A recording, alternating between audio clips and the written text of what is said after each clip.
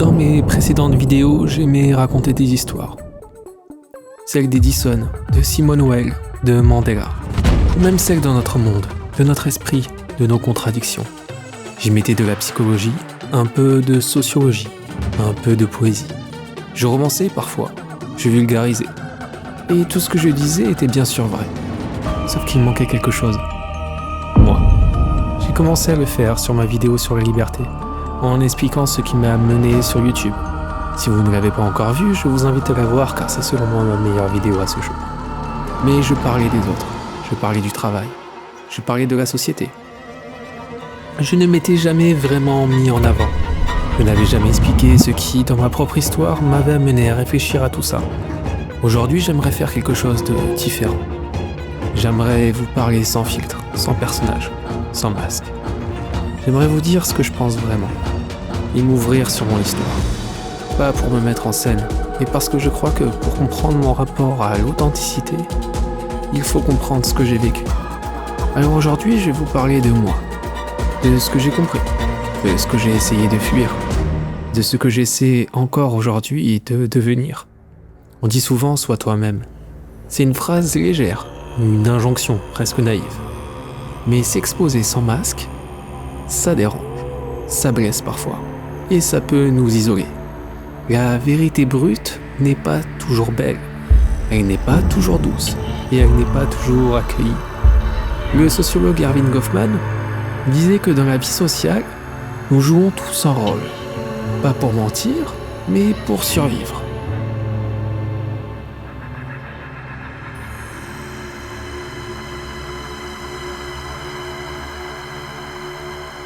Parce que la société se construit sur des gestes contrôlés, des émotions calibrées, des mots choisis. Et parfois, être authentique, c'est aller à contre-courant de ce qui nous protège. Moi, au début, j'étais juste moi, naturel, direct, gentil. Peut-être trop, beaucoup trop même. Et ça s'est retourné contre moi. On m'a marché dessus, on m'a harcelé, on a profité de chaque faille. Parce qu'être transparent dans un monde opaque, c'est se rendre vulnérable. Et quand on souffre, on finit par se dire « ça ne se reproduira plus ». Alors, tout simplement, j'ai mis une armure. Avec mon armure, ça commençait comme un refuge. Puis c'est devenu une prison. J'avais mis un masque dur, froid.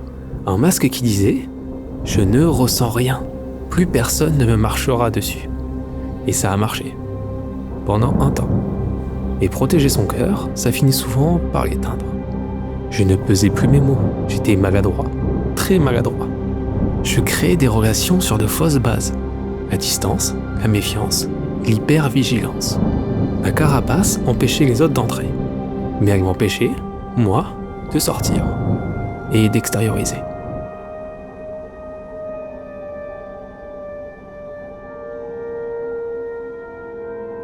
Et c'est là que tout se complique. Parce que être trop vrai peut faire fuir.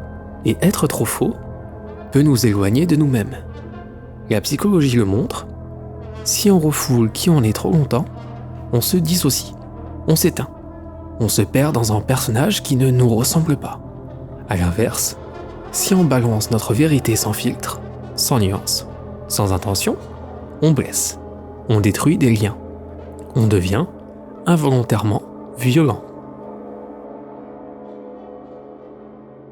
Alors comment être soi, sans être dangereux pour les autres?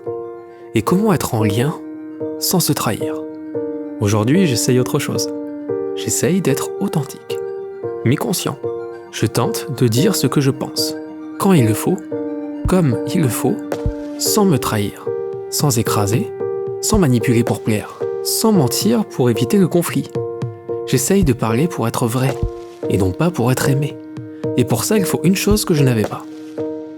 La confiance en soi. La vraie. Celle qui dit, si tu n'es pas d'accord avec moi, ce n'est pas grave, je ne disparais pas. Alors je m'explique. Cette phrase image en quelque sorte ce qu'on appelle la maturité émotionnelle. Elle montre que le désaccord n'efface pas qui je suis. Je ne m'effondre pas parce qu'on ne pense pas la même chose. Je ne change pas d'avis juste pour être aimé. Et je ne perds pas mon identité quand quelqu'un n'est pas d'accord avec moi. On accepte que l'autre puisse avoir une opinion différente, sans que cela menace notre valeur, notre identité ou le lien. Alors être authentique est difficile parce que notre cerveau n'est pas conçu pour ça. Il est conçu pour la survie sociale. À l'époque, être rejeté signifie tout simplement mourir.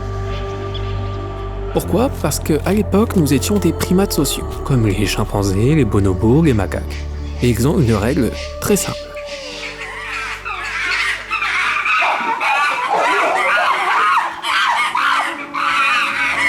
Quand tu es hors du groupe, tu es sûr de mourir. Parce que seul, un animal n'a ni protection contre les prédateurs, ni accès régulier à la nourriture, ni défense en cas d'attaque, ni possibilité de reproduction et enfin, pas d'apprentissage social. La sélection naturelle a donc favorisé les individus capables de rester intégrés au groupe.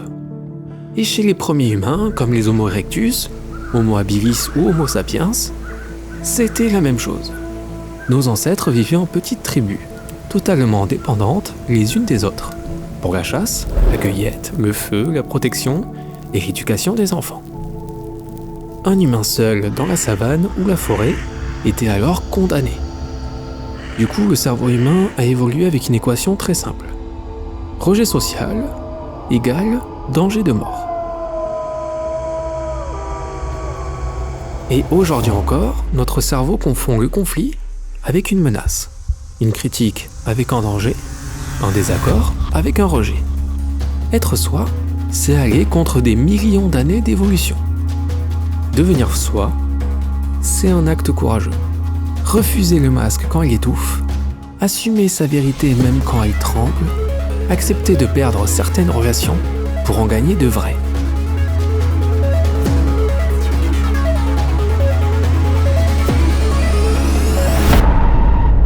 Et comprendre que l'authenticité, ce n'est pas tout dire. C'est dire juste, dire vrai, dire avec intention. Il y a un livre qui m'a profondément aidé à comprendre ça. Il s'appelle « Les mots sont des fenêtres » ou des murs, de Marshall Rosenberg. Ce livre m'a appris que l'authenticité n'est pas brute. Elle se façonne, elle s'affine et elle se dit. Un mot peut ouvrir ou fermer, blesser ou relier, rapprocher ou isoler. Ce n'est pas ce qu'on dit qui fait mal, c'est comment on le dit.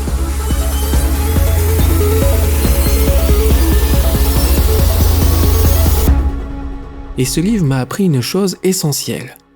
Pour être vrai, sans être violent, il faut apprendre à choisir ses mots. Plus on a de vocabulaire, plus on peut structurer nos pensées, mettre des nuances là où il n'y avait que de la colère, mettre de la précision là où il n'y avait que du flou. Les mots façonnent notre regard, ils ouvrent notre champ de vision, ils nous aident à comprendre ce qu'on ressent, pour arrêter de l'infliger aux autres. Le langage, ce n'est pas juste parler, c'est penser, c'est se comprendre, c'est se retrouver. Et je crois que l'authenticité, c'est retirer le masque, sans retirer la douceur. C'est dire la vérité sans oublier la sensibilité. C'est être soi, sans être l'ombre de la douleur qu'on a portée.